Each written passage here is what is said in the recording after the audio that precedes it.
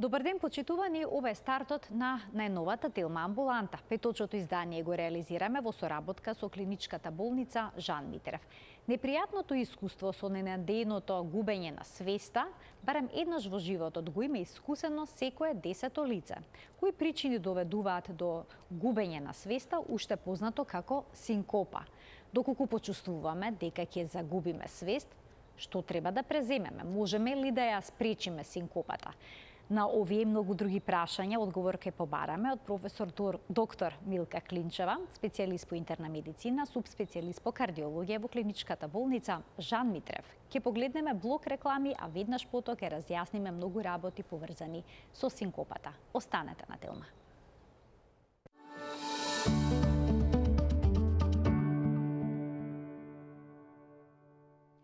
За ненадејното губење на свеста, поточно за синкопата, денеска разговараме со професор доктор Милка Клинчева, специјалист по интерна медицина, субспецијалист по кардиологија во клиничката болница Жан Митрев. Докторке, добре ни дојдовте. Добро ве најдов.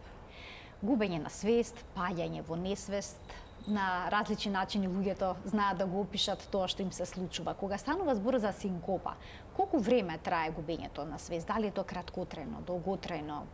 Лицето ќе се вратили во нормала само од себе или му е потребна помош?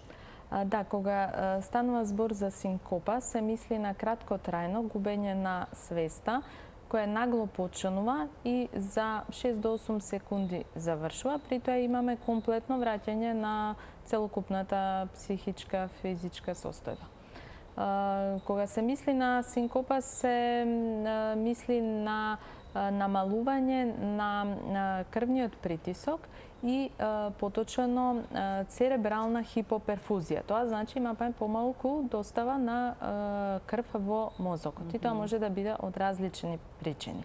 Че основниот патофизиолошки механизам поради кој што настанува синкопата е церебрална хипоперфузија. Таа може да биде како резултат на намален крвен притисок.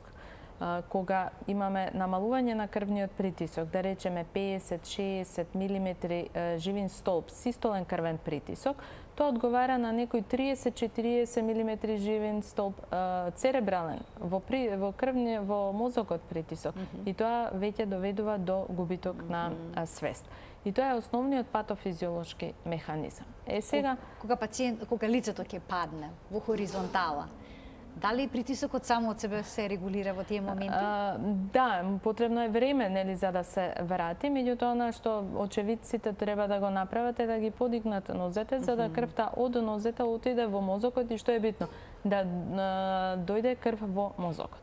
Јас сум присуствувала на многу случувања кај луѓе кои што, да речеме, подолго време стојат и потоа го паѓаат, губат свест и доаѓаат сите да помогнат и да ги дигнат. Не, оставете ги да лежат, да се врати, да дојде крвта во мозокот. Да им ги подигнеме нозете секогаш? Да се подигнат нозете и тогаш, кога ќе се освестат, дури тогаш може да станат. Додека во несвесна состојба, во безсознание, треба да бидат легнати. Докторке, понекогаш ќе почувствуваме како да ни паднал мрак пред очи, па една блага вртоглавица. Знаеме да почувствуваме како да ќе ја загубиме свеста. Синкопа ли е тоа? Тоа е пресинкопа. Тоа е продромален синдром. Може и не мора да помине во синкопа. Така да оние чувства на како вртоглавица, светки во главата, чувство дека чувство дека ќе се изгуби свест, тоа е таа пресинкопа која што е од бениген карактер. Некогаш тие пациентите си ги знаат, бидејќи синкопите знаат да се повторуваат и тогаш веќе седнуваат и превземаат превентивни мерки за да не дојде до синкопа. Меѓутоа, многу често пресинкопата не поминува во синкопа. Значи, не треба да се плашиме кога го почувствуваме сето тоа дека сигурно не мора еден да ден ќе ни значи. се слоши и ќе паднеме во безсознание. Најверојатно не. Сега може да биде зависно нели од типот на синкопа, да може да биде на некоја невролошки случување, сепак може да помине во синкоп. Или ако има палпитации, чувство на срцебиење, тоа на вистина може да помине на крај во аритмии. Обично кога има такви некои палпитации, тоа е продромално за аритмии. А ако има светки во главата, чувство дека ќе се изгуби, тоа е веќе од друга причина синкопа. Колку често лицата што еднаш доживеале синкопа, им се повторува проблемот? Се зависи која е причината. Ако причините се ортостатска, вазовагална синкопа, тогаш да може често да се повторува. Меѓутоа, ако е кардиолошка, треба да видиме која е причина и тие се повторуваат. Најчесто синкопите се повторуваат често. Сега се зависи од етиологијата, дали ќе тоа биде еднаш неделно или еднаш годишно, или пак може да биде во ситуација. При подолго стоење. Така, ќе ги разгледаме сега сите ситуации една по една, редоследно. Доколку се случи кај некој маж за време на мокрење, во стоечка позиција, за каква синкопа станува збор, бидејќи кога истражував, тој пример често е наведуван. Мажи што се насвестуваат додека уринираат во стоечка позиција. Да, тоа се тие вазовагални синкопи, кои што се јавуваат при различни ситуации. Може поради позицијата, нели, во стоечка позиција имаме губење на течност и како што се губи течност, после тоа може да се намали волуменот на крвното кориво, крвното корито и да дојде до хипоперфузија во мозокот и губиток на свест. Може да биде и после дефекација. Значи после празнење на дебелото црево. Може да биде после вежбање, после кивање, кашлање, интензивно смеење, потоа дување на дувачки инструменти, свирење на дувачки инструмент. Тоа може да биде исто така. Тоа се така наречени ситуациони синкопи кои спаѓаат во групата на вазовагални синкопи и една од честите причини за краткотраен губиток на свест. Истата причина е што некој може да се однесвести кога надвор е топло, да речеме, кога стои на сонце. Да, при долго стоење доаѓа до при топло време доаѓа до ширење на крвните садови, насобирање на при стоење се насобира крвта во венскиот систем, во нозете и тоа значи дека имаме редистрибуција на крвта. Помалку има во мозокот, повеќе крв има во нозете и тоа може да доведе до губиток на свест. Многу е важно тука да се спомене и емоционалната синкопа. Спаѓа исто така во групата на вазовагални при страв, при болка. Луѓе кога им се зема крв, се плашат од крв гледање, од игла гледање и тогаш колабираат и губат свест. Затоа ние имаме за тоа превентивни мерки. Обично во тие случаи ги легнуваме или креветчињата се подесуваат така да биде во полуседната состојба. Сите луѓе кои што имаат страф од овие маневри би било добро пред боцкањето да кажат за да можеме да спречиме уште еден колапс. Уште еден колапс, така. А зошто во бременоста, на почетокот на самата бременост, некои жени понекогаш губат свест? Па тоа е повторно тие пореметувања на автономен нервен систем, несоодветна реакција на симпатичниот нервен систем. Тука имаме зголемена потреба од волумен, нели сепак телото работи за два организма. Поголем повеќе повраќања, со повраќањето исто така се губи волумен. Значи секој губиток на волумен, дали тоа ќе биде хеморагичен шок, дали ќе биде тоа повраќање, потење. Прекумерно потење може да доведе до синкопа. Исто така и тоа може да доведе до синкопа. Значи сите тие кои што додатно го оптеретуваат организмот, а при тоа немаме доволен внес на течност, може да доведе до дехидратација и тоа е повторно поврзано со намалување на крвниот волумен, церебрална хипоперфузија и губење на свест. Најдов дека хипервентилацијата може да биде исто така причина. Да, а хипервентилација се јавува при стрес? Стрес, панични атаки, тогаш имаме хипервентилација и Забрзано ние ги дишење? викаме тоа да забрзано дишење, респираторна алкалоза се развива со хипокалциемија и да може да дојде исто така до резултат на страв, паника, губиток на свест. Тоа се така наречени психогени. Во основа синкопата се дели на травматска и нетравматска. Ние тоа што денес го разговараме е за нетравматската. Нетравматската у принцип се дели на 4 групи на синкопа. Едната е класичната синкопа за која разговаравме до сега. И тука спаѓа вазовагална, ортостатска хипотензија и кардиолошка синкопа. Втората група е невролошката група. Тоа значи се грчеви, тонични, клонични, тонично-клонични грчеви. Значи има тремор на целото тело.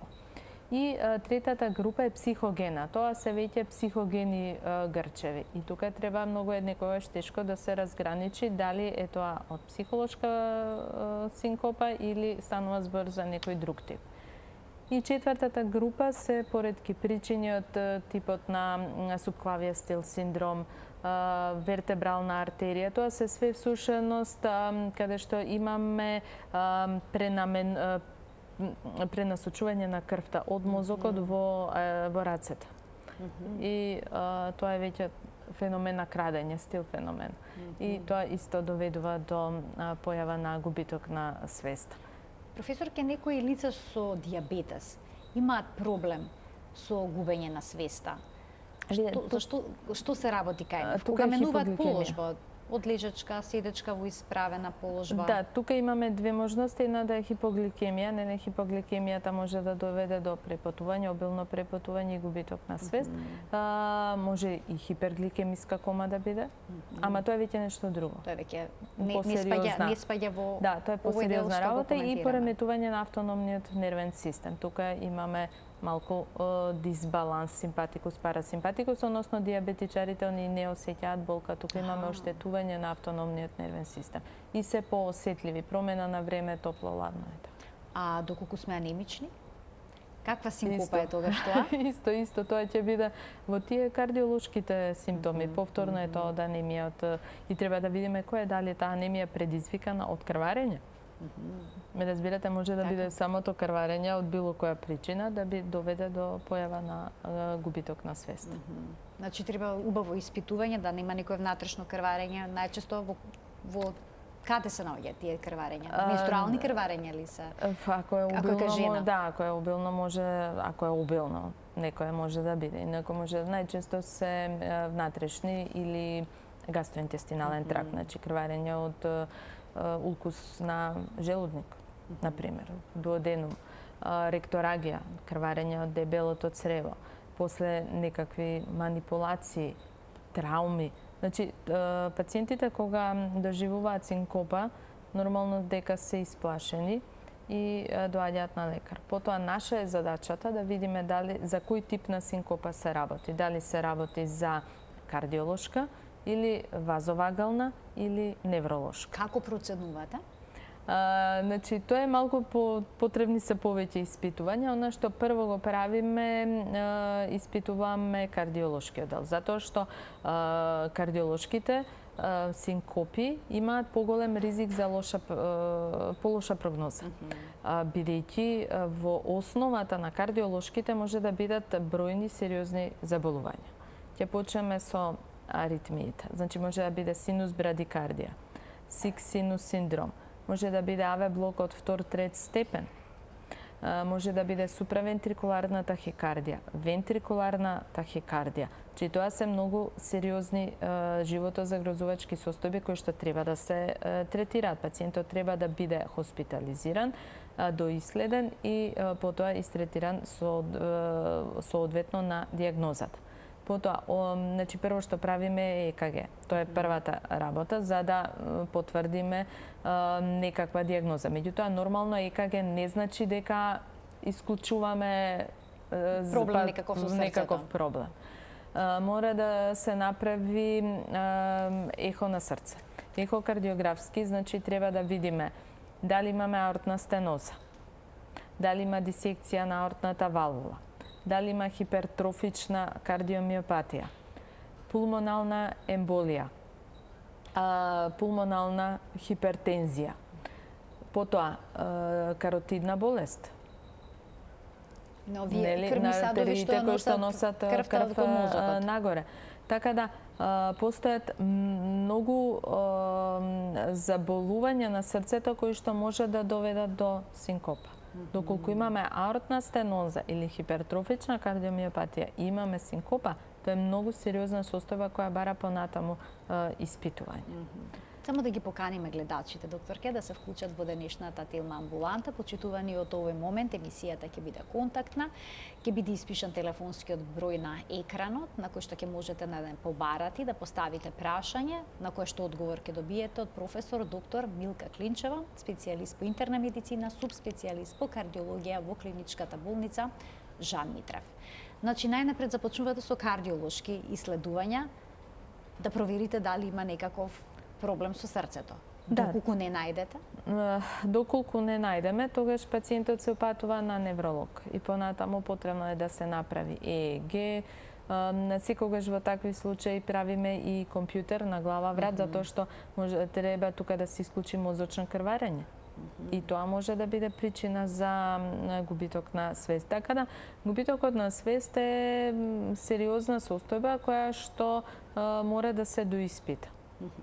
Меѓутоа, прво го исклучуваме кардиолошките, правиме компјутер на мозок и доколку исклучиме крварење или акутен мозочен удар, тогаш понатаму го препраќаме пациентот на невролог. Она што треба тука да се испита, значи покрај на 12 канално ЕКГ во моментот на преглед, ехо на срце, потребно е да се доплер на каротиди се разбира, потребно е да се направи 24 часовен ЕКГ холтер. Некојаш е потребен и холтер за притисок. Тоа е 24 часовно мерење на правење на ЕКГ. Пациентот доаѓа, го ставаме ЕКГ апаратчето, го носи 24 часа и во моментите кога чувствува симптоми или ако се случи синкопа, тоа би било баш во случајот на диагностика добро, тогаш го запишува времето за да ние можеме да ги споредиме симптомите со моменталната состојба на ЕКГ-то. Тука откриваме и можеме да откриеме, ви реков, многу различни аритмолошки проблеми од типот на брадикарди, тахикарди, некогаш наоѓаме и цели паузи долги. Тоа се, значи, различни ситуации можат да се случат. Она што е битно за е доколку не откриеме, а повторно се повторува. Пациентот има палпитации. Тогаш се оди на 40 часовен ЕКГ холтер, тоа значи подолго време носење на холтерот и има едно подкожно ставање на едно луп рекордер, се вика, implantable луп рекордер, каде што го ставаме под кожа, тоа е релативно лесна интервенција, тоа апаратче стои 3 години и постојано снима што се случува со срцето на пациентот. Пациентот доаѓа повремено на контрола, каде што се прочита апаратчето, или пак доколку се случи синкопа, го гледаме периодот на синкопа и што се случило со срцето. И тоа е многу поверодостојна метода. Всушност, 24 часовен ЕКГ холтер, знаете, има голема шанса и да не ја фатиме реалната состојба, или ние викаме по законот на Марфи, тогаш кога баш треба, тогаш го нема да се појави.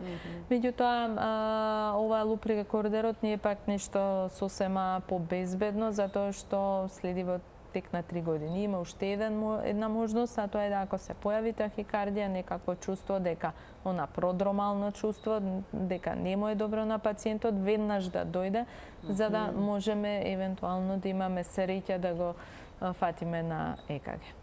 Имаме двајца гледачи што очекува да се вклучат во денешната Телма амбуланта. Добар ден за првиот од нив. Да го слушнеме прашањето на првиот гледач во денешната Телма амбуланта. Добар ден. Ве слушаме во програма, вие сте, повелете. Кој е? Јас сум? Да, ве слушаме, вие сте во програма. Добар ден. Добар ден. Докторката да ја прашам. Така. Нечни син ми од работа си дојде. целиот испотен, истоштен и бил во веце и цела топка сега изгледа од чумаро, крв му протекло сето. И ни на лекар појде, ни ништо. Аха, значи не бил ни на лекар и вие сте сега многу загрижена, всушност за што се работи и барате консултација. Во ред, ви благодарам за вклучувањето во програма. Вака телефонски можете ли да кажете за што се работи? Сега не можам точно да кажам, меѓутоа од прилика колку што е сватив гледачката, се работи за крварење од чмарот. И сега треба да видиме доколку е светло-црвена крв, тоа значи дека е од околината. Свежо некое блиско крварење. На хемороиди се најчеста причина. Меѓутоа, сепак треба да се отиде на лекар и да се тоа доиспита.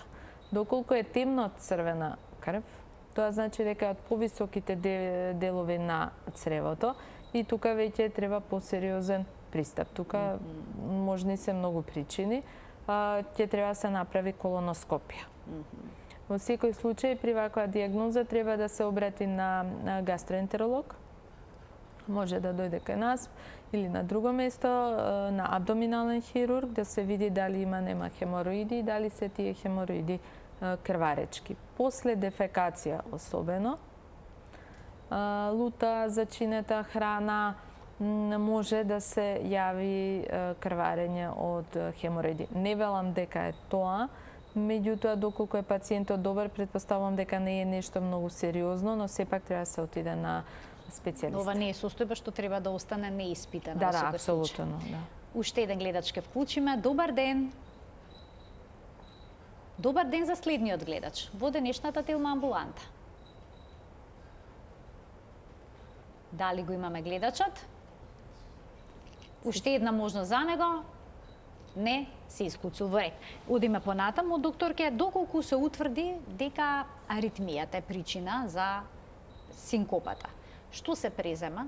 Дали со лекови ќе може да се среди проблемот или ќе мора да се направи некаков зафат? Вака, под аритмија се смета и бавен и брз пулс. Значи, ние треба прво да видиме за кој тип на аритмија станува збор. Доколку се работи за бавен пулс, дали е тоа сиксинус синдром, дали е атријал-вентрикуларен блок од втор степен, трет степен, тогаш треба да се постави пейсмейкер. Значи, штом имаме губиток на свест, имаме брадикардија, имаме блок во срцето, мора пейсмейкер. Пейсмейкерот ќе ги спречи понатамошните синкопи, односно несвестување? Да, затоа што видите, тоа може да помине понатаму во долготрајно да биде, да не биде синкопа, туку да биде многу посериозно. И тоа е веќе животозагрозувачка состојба. Синкопата е само она што не предупредува, знакот на предупредување. Така да тука треба да се доиспита и соодветно да се третира, а во овој случај соодветен третман е пейсмейкерот. Следно, ако имаме тахикардија, ако е суправентрикуларна тахикардија и ако имаме губиток на свест, тоа значи дека треба да се направи веќа аблација. Тоа значи горење, да се изгорат патиштата кои што доведуваат до суправентрикуларна тахикардија. Доколку имаме вентрикуларна тахикардија, исто така може да се направи мапинг, може да се направи аблација на вентрикуларната тахикардија и да се стави кардиовертер дефибрилатор. Тоа е полесно. Тоа е во Македонија прво се става кардио и секаде во свет. Прво е кардиовертер дефибрилаторот и доколку со него не се успе, тогаш како последно решение се оди аблација на вентрикуларната тахикардија. Ретко се случува да тие се многу малигни и да перзистираат. И суправентрикуларната тахикардија и вентрикуларната им се даваат лекови. Со различни лекови, меѓутоа се даваат во групата на суправентрикуларните се даваат најчесто лекови од групата на бета-блокатори или евентуално калциум блокатори, например верапамилон. Меѓутоа почесто се овие бета-блокаторите, а за вентрикуларната тахикардија, тоа е веќе сериозна работа, се дава амиодарон, односно посериозни антиаритмични лекови. Двајца гледачи чекаат да се вклучат во денешната емисија, овој пат се надевам успешно. Добар ден за следниот гледач во денешната Телма амбуланта. Добар ден. Добар ден. Ве слушаме во програмаста и веднаш да ве замолам да го намалите тонот на вашиот телевизор. за да можеме флуентно да разговараме и да го поставите прашањето, секако да добиете одговор на него. Повелете. Дали се слушаме? Добар ден. По програма сте, повелете, господине. Добар ден. Добар ден. Доколку не го исклучите тонот на телевизорот, нема да можете да комуницирате со нас и нема да можете да го поставите прашањето. Повелете. Добар ден. Добар ден. Можеме да преминеме на следниот гледач, а на овој кој што во моментов е на линија, да му објасните во речи на каков начин успешно да се вклучи во програма, бидејќи еве не успеавме да се вклучиме. Вториот гледач се исклучил добро. Одиме, докторке, понатаму. Дали кардиолошките проблеми често се поврзани и со невролошките? Постои ли некаква поврзаност? Све доколку не стига доволно крв во мозокот преку овие крвни садови што се на вратот, ќе дојде ли до некое нарушување во мозокот кое што пак ќе предизвика синкопи? Да, значи срцето и мозокот се многу поврзани, затоа што основата на најчестите срцеви заболувања е всушност атеросклерозата.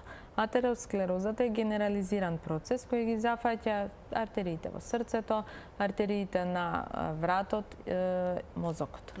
Тоа доведува до оштета на, значи прво имаме оштета на ѕидот на артеријата, доаѓа до таложење на масти.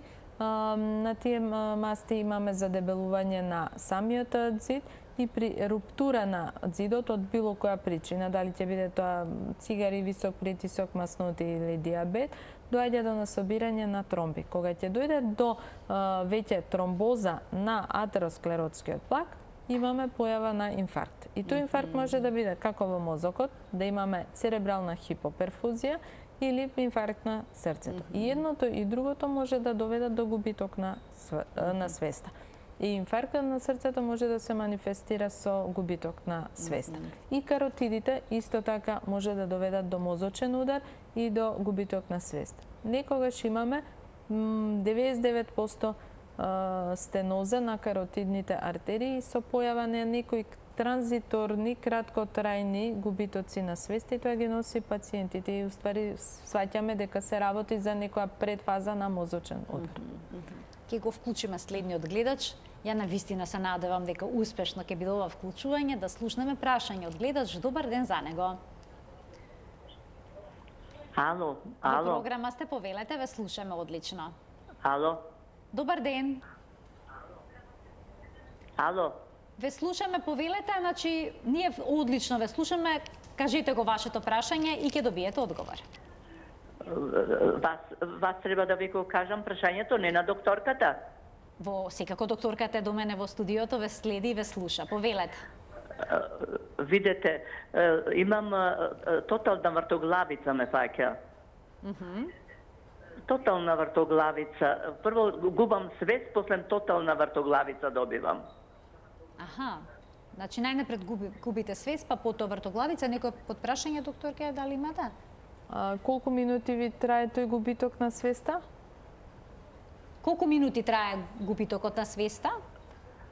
Видете, то повеќе пати ме мафатено и не можам да тоталната вртоглавица неколку сати како ме качува во небо, ме влегва во земја, сликите ги гледам исечени на телевизору, не можам уопште да гледам и повраќам жолтила, зеленила. А кога ќе изгубите свест, тоа е долготрајно или пак краткотрајно? Кога губите свест? Па, не е многу долго. Не е толку долго. Добро, ви благодарам за вклучувањето во програма. Повелете, професорке. Океј, овдека имаме повеќе работи кои што ќе треба да се разјаснат. Прво, може да биде од кардијална причина. Треба да видиме кој е. Второ, може треба да се видат нели каротидите. Треба да се исклучи исто така субклавијастил синдром, вртоглавици, губиток на свест. Вратна кичма исто ќе треба, рбетот треба да се провери.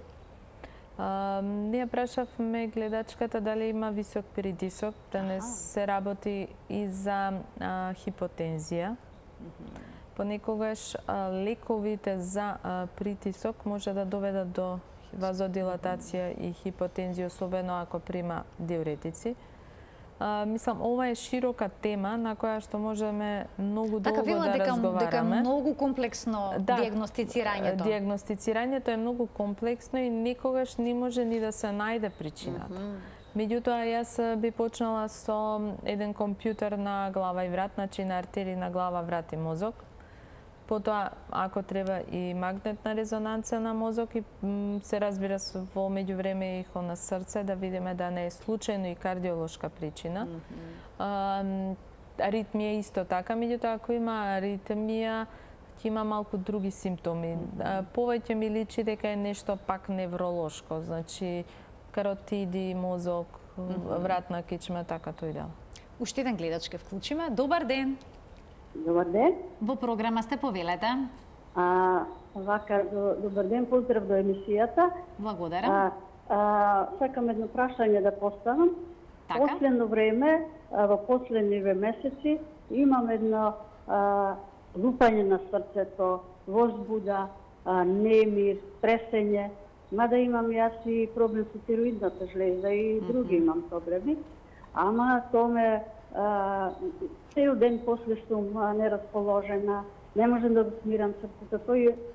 Тоа и од сабајле ми е кога се пробудам, почнува да ми лупа срцето или пулсот, мерам. забрзан. Да, забрзан. И сега ми стара голем немир, не знам што е. Така. И сакаме една консултација, мислење од професорката Клинчева. Дали имате направено ЕКГ или ЕКГ холтер? Направена ми сега скоро правев ЕКГ и во ред беше ЕКГ-то. Повторно сега сакам да одам. А холтер имате направено холтер? Немам. Холтер не. Добро, ви благодарам за вклучувањето во програма. Да, ова е одлично прашање, значи треба се направи тука апсолутно 24 часовен ЕКГ холтер и да во моментот кога ги чувствува господјата симптомите да ги нотира во дневникот, за да можеме да ги споредиме симптомите со реалното ЕКГ. Понекогаш се случува да луѓето чувствуваат големи тахикардии, палпитации, значи срцебиења, вознемиреност, немир на срцето, а при тоа да нема ништо.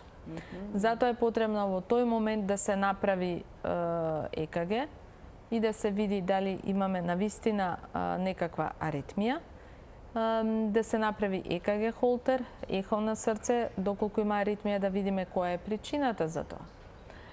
Некогаш има луѓе кои што имаат вентрикуларни тахикардии, а немаат никакви симптоми. Значи имаат тахикардија, но не ја забележуваат, да, не ја забележуваат. И тоа се животозагрузувачка тахикардија не ја забележуваат. Тоа е се индивидуално. Господјата спомна дека има проблем со штитната жлезда, колку што свати. Тироидната жлезда иде со брадикардија и тахикардија, значи со атриална фибрилација. Да, штитната жлезда многу влијае на работата на срцето. И можно е и таа да биде причина. Некогаш терапијата, преголема доза, помала доза, исто така може да доведе до појава на ритмичка некаква нестабилност. Апсолутно ЕКГ холтер и во овој случај проверка на хормоните на штитната жлезда, да видиме тие дали се променети и врз основа на тоа да се даде соодветна терапија. Терапии има, значи можност имаме да успешно ги третираме било кој тип на аритмии. Да ги слушнеме прашањата од следните гледачи. Добар ден. Добар ден, почитувана водителке. Добар ден, повелете. Поздрав до вас и до докторката. Сакам едно прашање. Значи, во животот никогаш цигара не сум запалила, ни алкохол сум се напијала. Бев со низок притисок, а сега притисокот на 3 пати во брза помош ми е 150 со 100. Направив крвна слика, се ми е во ред, на ехо срцето ми е видено и со ЕХГ. Сакам лекарката да ја прашам, пријам за високиот притисок скоприл од 5 мг ми задоја и ми рече интернистот да го запишувам притисок утро вечер, да го мерам, да видела како дали е варирачки, али ќе биде постоечки. Прибедејќи ми рекоа во брза помош дека е поради атмосферскиве промени. Па сакам лекаркава да ја прашам, од време на време чувствувам точно вртоглавица, ама во многу краток временски период, например вагани кои ќе мијем или така од топло да сум негдека излезена. Дали се базира тоа на високиот притисок или па нешто што треба доследни испитувања Дополнително да направам? да испитате. Добро, ви благодарам за вклучувањето во денешната емисија. Повелете, Да, професорке. ова е одлично исто така прашање. Вака сега, како со возраста и луѓето кои што имаат нормален или низок притисок, почнува притисокот да се качува. Во 90% од случаите притисокот е од некоја идиопатска, така наречена причина. Тоа значи непозната. Меѓутоа, во таа група на непозната причина спаѓаат возраст, спаѓа генетика, значи некој во фамилија кој прво колено, кој што има висок крвен притисок, потоа дебелина, солена храна, психички стресови, физичка неактивност.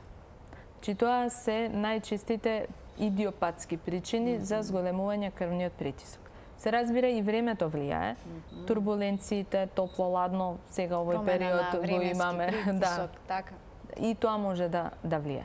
Во 10% од причините се секундарна причина, тоа значи проблеми со бубрези и проблеми со надбубрежна жлезда и некои други поретки, аденомна хипофиза и така да не навлегуваме во детали. Меѓутоа, тука бидејќи господјата рече дека има и вртоглавици, сега треба да видиме која е причината. Јас би препорачала да убаво е да се мери и да се запишува крвниот притисок, но во овој случај, бидејќи имаме варијации во крвниот притисок, имаме вртоглавица, јас би сакала 24 часовен холтер за притисок, за да видам дали во моментот на вртоглавицата имаме низок или висок крвен притисок. Скоприлот 5 мг во ред, тоа е веќе проценка нели на докторот кој што ја прегледува пациентката. Лекот е сосема окей, погоден е како прв лек за притисок. Јас се согласувам со тоа, меѓутоа пак ја би рекла 24 часовен холтер за притисок. Вртоглавица, претпоставувам дека ова беше млада жена, барем според гласот, вртоглавица може да се јави од низок крвен притисок, може и од висок крвен притисок, меѓутоа тоа ќе имаме тилна главоболка, ќе имаме и некои други симптоми и многу често е проблеми со вратен рбет. Некаква спондилоза, сколиоза, нешто, проблеми со рбетот секогаш може да дадат вртоглавица. Така да иако е тоа некоја банална, да кажам, работа, меѓутоа многу знае да смета. И при промена на време, на положба на тело, тоа значи од лежење, пристанување, може да се јави. Уште еден гледач ке вклучиме. Добар ден. Добар ден. Повелете, во програма сте. Ало, ме слушате? Да, одлично ве слушаме. Кој е вашето прашање? Јас сум 78 години, имам прединфарктен удар и сега осеќам при работењето на срцето некои пречини на горнио, систолнио и диастолнио имам. И горе и долу. Меѓутоа, употребувам аминокордин по шема, меѓутоа не многу често, а имам и од време на време вртоглавица, а употребувам цинедил. Притисокот некојаш ми иди до 160 горниот, а се намалува целокупниот притисок негде 110 па до 50. А употребувам Конкорд, ЕНАП и за циркулација. Така, Зошто е проблемот, не знам. Добро, докторката да прашам да нема некој подпрашање или тоа е се? Добро, мислам дека Тоа е се, во ред, ви благодарам за вклучувањето, повелете. Вака сега овдека имаме класичен случај. Се работи за возрастен господин кој што најверојатно имал инфаркт. Прединфарктно стање, тоа е малку избришена дијагноза.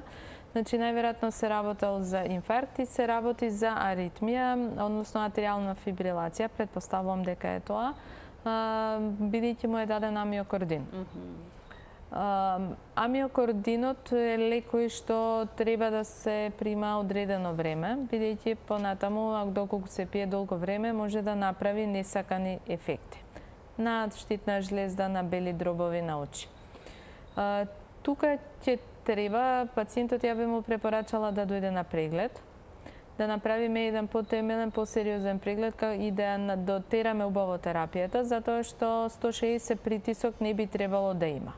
Со оглед на возраста би требало да биде околу 130 и инфарктот што го имал, би требало да има притисок 130-140, меѓутоа на 160 е веќе многу.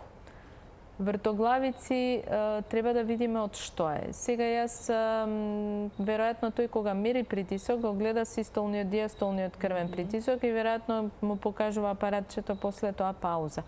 Најверојатно е од атријална фибрилација, нели тоа е неправилен ритам на срцето и прави паузи, веројатно тој ги чувствува.